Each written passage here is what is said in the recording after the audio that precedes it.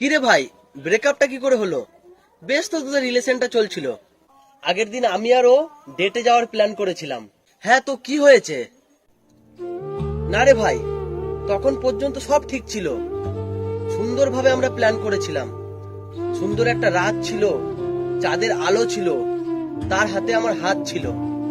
আরে সব যখন ঠিক ছিল, তাহলে ব্রেকআপটা কি নিয়ে হলো? রাত তখন 10টা।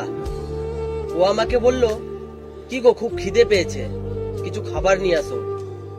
আমি বললাম, ঠিক আছে, তুমি একটু বসো, আমি তোমার জন্য খাবার নিয়ে আসছি।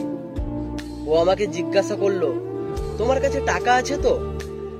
আমি বললাম, হ্যাঁ আছে, 30 টাকা।